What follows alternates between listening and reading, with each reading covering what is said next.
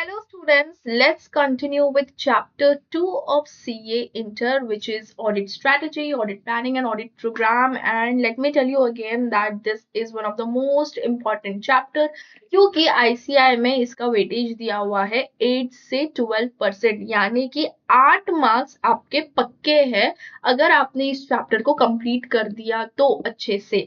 ठीक है, तो आज मैं आपको सिर्फ कंसेप्ट क्लियर करने वाली नहीं हूं, आज मैं कॉन्सेप्चुअल क्लैरिटी के साथ साथ आपको दूंगी bonus how to answer the questions. Okay, अपन आज क्लास में क्वेश्चन सॉल्विंग करेंगे कि एग्जैक्टली क्वेश्चंस को कैसे सॉल्व किया जाता है। We are going to check out the relevant questions from the given topic. And today we are going to cover a very simple topic of audit strategy.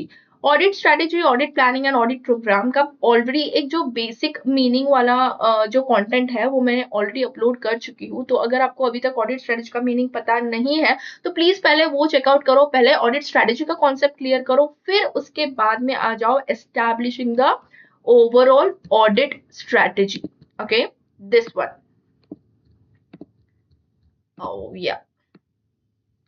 Now, overall audit strategy को establish करते वक्त auditor को ऐसी कौन सी चीजें हैं जो ध्यान में रखनी चाहिए। Okay, so overall audit strategy, this is the big picture plan, like the blueprint of the building before construction starts. Okay, and मैं आपको फिर से याद दिला दूं, हम पढ़ रहे हैं हमारे स्पेशल समरी नोट से, जिसमें सिर्फ 13 पेजेस में मैंने पूरे आपके सेकंड चैप्टर को डाल दिया है। एंड इसमें आपको बहुत सारे रिलेवेंट एग्जांपल्स मिलेंगे जिससे कि आपका जो अंडरस्टैंडिंग है और कॉन्सेप्ट्स का जो क्लैरिटी है वो बहुत ज्यादा इजी हो जाएगा एंड आपको आंसर अपने आप लिखने में बहुत ज्यादा आसानी होगी।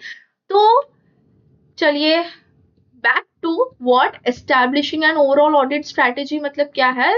एग्जाम्पल मैंने यहाँ पे मेंशन किया है, this is the big picture plan like the blueprint of a building before construction starts, right. अगर कोई कंस्ट्रक्शन का हम लोग तैयारी कर रहे हैं तो जो हम ब्लूप्रिंट बनाते हैं कि भाई स्ट्रैटेजी बनाते हैं कि कहाँ पे लिविंग रूम होगा, कहाँ पे मास्टर बेडरूम होगा, देवघर होगा, ठीक है। तो ऐसी जो भी चीजें हैं उसका जो स्ट्रैटेजी बनाएंगे हम लोग उसको हम लोग ब्लूप्रिंट बोलते हैं, राइट। एंड फिर वो ब्लूप्रिंट को देखते हुए ही तो हम आगे प्लानिंग करते हैं ना, कंस्ट्रक्शन वर्क शुरू करते हैं। So exactly in the same way. अब इसका पर्पस क्या है ऑलरेडी मैं एक्सप्लेन कर चुकी हूँ, to define the scope, timing and direction of audit and guide the detailed audit plan. बहुत बहुत ज्यादा इंपॉर्टेंट है ये sentence. Purpose of overall audit strategy क्या है कि ऑडिट स्ट्रैटेजी हमेशा गाइड करता है ऑडिट प्लान को, ठीक है, to decide the scope, timing and direction of audit and guide the detail audit plan. फिर ओवरऑल ऑडिट स्ट्रैटेजी में ऑडिटर को क्या हेल्प होती है, लाइक ओवरऑल ऑडिट स्ट्रैटेजी बनाने से ऑडिटर को क्या बेनिफिट होता है, क्या हेल्प होती है, ठीक है।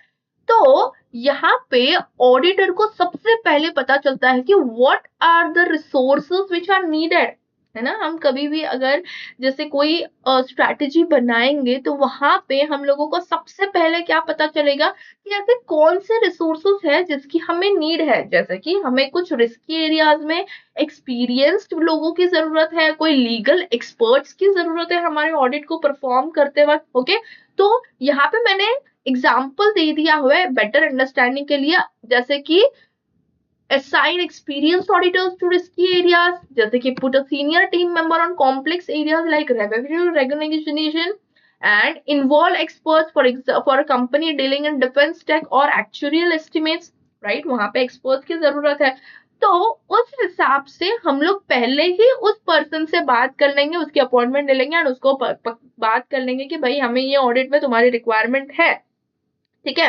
एंड उसके accordingly we will follow up to make sure that whatever the planning will be there, implementation of audit procedures will be there, that will be done very very smoothly, effectively and in an efficient manner, ठीक है।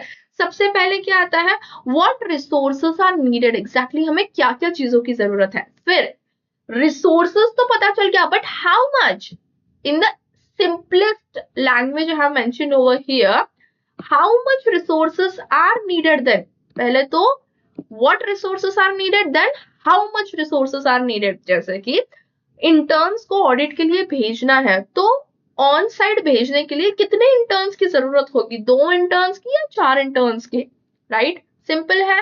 अभी किसी को inventory count के लिए भेजना है, तो वहां पे उनके जो गोडाउन है वहां पे कितने इंटर्न्स को भेजने की जरूरत है? 1 बंदे के या 2 बंदे के? कितना काम है? ठीक है, how much resources are needed.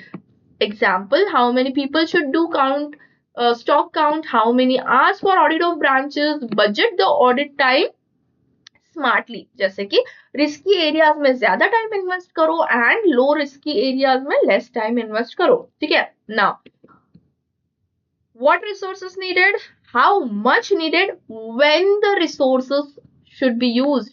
Next is when to use these resources. Okay, तो resources को कब यूज करना है? should we do interim audit और ओनली फाइनल ऑडिट? राइट, ये भी तो जरूरी है ना कि फाइनल ऑडिट के टाइम पे ही सारी चीजें हो जाएगी कि इंटरिम ऑडिट की वहां पे जरूरत पड़ेगी? जैसे कि what's the best time to check cut off for revenue और इन्वेंट्री। जैसे कि हम लोग कैश भी जब चेकआउट करते हैं तो हम लोग क्या करते हैं, लास्ट डे 31 मार्च के दिन क्या रहता है कैश, ठीक है, उस टाइम पे हम लोग चेक करते हैं कि कैश काउंट कितना है ना। तो उसी तरीके से टाइमिंग भी बहुत ज्यादा इंपॉर्टेंट होती है to make sure that the audit का जो पर्पस है, जैसे कि हमें appropriate audit, sufficient appropriate audit evidence चाहिए, that everything is fair, we can give a fair opinion on the respective audit. तो उसके लिए कब रिसोर्सेस को यूज करना है ये भी बहुत ज्यादा इंपॉर्टेंट है। And lastly, how to manage the team. Okay, how to manage the team भी बहुत ज्यादा एसेंशियल है। क्यों एसेंशियल है? क्योंकि we have to look after कि टीम अच्छे से काम कर रही है या नहीं कर रही है, हमें उनको कब ब्रीफ करना है, हमें उनको कब डीब्रीफ करना है। टीम वर्क बहुत अच्छे से होना चाहिए, there should be coordination, right. तो ये सारी चीजें अगर हम लोग पहले ही ऑडिट स्ट्रेटेजी में प्लान कर लेंगे तो इन सारी चीजों में हमें मैनेज द टीम करने में हमें बहुत ज्यादा आसानी होगी and it will be done in the best possible manner. ठीक है, for example, when will we brief the team, how will reviews be done, जैसे कि ऑन साइट है, ऑफ साइट है, रिव्यू बाय मैनेजर और पार्टनर, कौन करेगा भाई रिव्यू? ठीक है, तो ये सारी चीजें हम लोग क्या पढ़ रहे हैं कि what is the overall, what is the purpose behind establishing the overall audit strategy। अगर हम लोग overall audit strategy बनाते हैं तो इससे क्या बेनिफिट है। ठीक है, अभी कॉन्सेप्ट क्लियर हो गया। ठीक है, इसमें ओवरऑल 4 बेनिफिट्स है, जैसे कि व्हाट रिसोर्सेस नीडेड पता चल जाता है, हाउ मच नीडेड वो भी पता चल जाता है, when the resources to be used वो भी पता चल जाता है, और टीम, ठीक है, जो ऑडिट टीम को मैनेज करने का होता है वो भी अपने को यहाँ पे पता चल जाता है। ठीक है, अभी बहुत ज्यादा 100% क्लैरिटी के लिए हम लोग क्या करते हैं, हम लोग एक क्वेश्चन को सॉल्व कर लेते हैं बहुत ही ज्यादा fast in the quickest way. Okay, now one of the questions जो मैंने ऐसे ही ऑनलाइन फाइंड आउट किया है आप लोगों के लिए वो है, जैसे कि यहाँ पे देखिए question 3, the engagement partner of AST and associates firm of chartered accountants appointed as auditor of Fabric India Limited is considering as to management of key resources to be employed to conduct audit. Discuss how overall audit strategy would assist the auditor. Look, अभी जो हमने points discuss किया था ना उसमें fourth point क्या था, management of team members. ठीक है, तो यहाँ पे क्वेश्चन में ऑलरेडी यहाँ पे आपको एक आइडिया लग जाना चाहिए, considering as to management of key resources to be employed to audit. ठीक है, discuss how overall audit strategy would assist the auditor.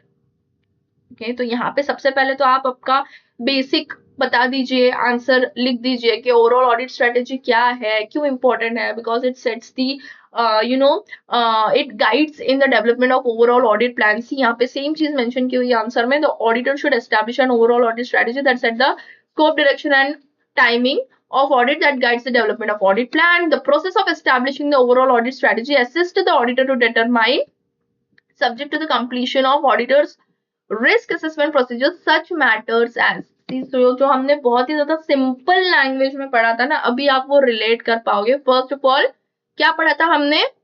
What resources are included, same चीज है.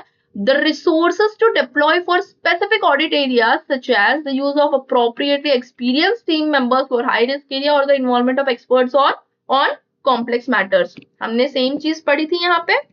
बट देखिए लैंग्वेज का कितना ज्यादा डिफरेंस है. अगर हम लोग ये चीज डायरेक्टली क्वेश्चन आंसर पढ़ेंगे ना, तो वो लैंग्वेज जो है ना वो हमारे बाउंसर जाएगा, अरे यार क्या लिखा है, इतना डिफिकल्ट, कुछ समझ में नहीं आ रहा है और इसको याद कैसे रखेंगे, राइट? इसीलिए मैं हमेशा बोलती हूँ कि आपकी कंसेप्चुअल क्लैरिटी अगर एक बार हो गई, अगर आपको क्वेश्चन का बेस रूट पता चल गया कि भाई ये क्या पूछ रहा है और हमें यहाँ पे क्या लिखना है, तो आपको आंसर राइटिंग में कभी ज्यादा प्रॉब्लम नहीं आएगी. इसीलिए क्वेश्चन को सॉल्व करना भी बहुत ज्यादा इंपॉर्टेंट होता है. ठीक है, सेम चीज हम लोग वहां पे लिख रहे हैं, लेकिन अगर आपने ये चीज पहले आपके दिमाग में बैठ गई, ये पॉइंट्स बैठ गए, तो आप अपनी आप को आंसर फ्रेम कर सकते हो. सेम चीज यहाँ पे उन्होंने फ्रेम की हुई है. ओके, नेक्स्ट पॉइंट इन्होंने क्या दिया है? The amount of resources to allocate to specific audit area. Same तो चीज अपन ने यहाँ पे पढ़ी है. How much resources to use, right? How much resources to use, how many people should do stock count, how many hours for audit of branches. Example same चीज यहाँ पे, such as the amount of resources to allocate to specific audit areas, such as the number of team members assigned to observe the inventory count and material locations, the extent of review of other auditor work in case of group audits, or the audit budget in hours to allocate to high risk areas. Okay, now third point क्या है? When these resources are to be deployed, such as whether at interim audit stage or at key cut-off dates. Same point we have already read. Then how such resources are managed, direct and supervised, such as when team briefing and debriefing meetings are expected to be held, for example on-site or off-site. Same चीज we have read here, but in the most simplest and easy language, जिससे कि आपको हमेशा के लिए ये चीज याद रहेगी. You will never get confuse.